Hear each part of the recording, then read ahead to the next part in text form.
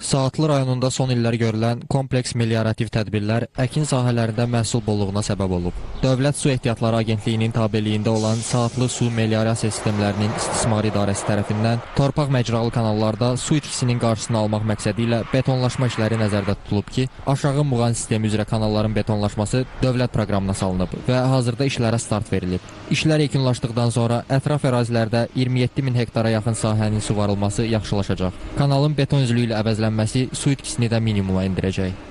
Kanal təxminən kanalın özünün uzunluğu 42 kilometr, qolları ilə birlikdə 112 kilometr kanal betonlaşacaqdır.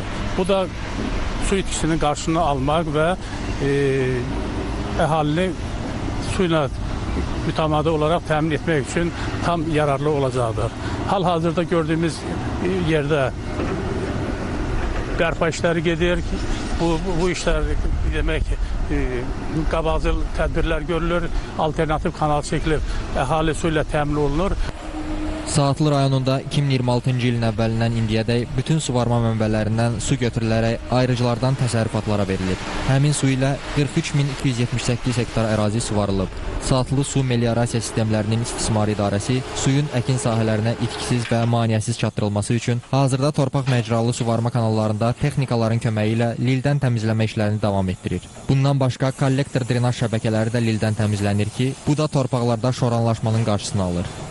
Cari ildə 60.555 hektar sahə Saatlı rayonunda nəzərdə tutulur əkilməsi və həmin sahələrin suvarılması üstündə onun suvarılması bizə həvalə olunur. Bildiyimiz kimi bu sahələrdən 14.075 hektar sahə əkilib, payızlıq taxıl əkilib, suvarılıb və 11.739 hektarda pambıq əkilməsi nəzərdə tutulmuşdur. Qeyd edək ki, Saatlı Su Meliorasiya Sistemlərinin İstismar İdarəsi əkin sahələrini suvarma suyu ilə təmin etməklə bərabər abonentlərə içməli su xidməti də göstərir. Əhalinin digər qismi isə modul tipli su qurğularından götürməklə bulaqlar vasitəsilə içməli su ilə təmin edilir. Hazırda əhalinin keyfiyyətli, dayanıqlı içməli su ilə fasiləsiz olaraq təminatı həyata keçirilir. Bunun üçün su xəttlərində baş verən qəzalar operativ olaraq aradan qaldırılır.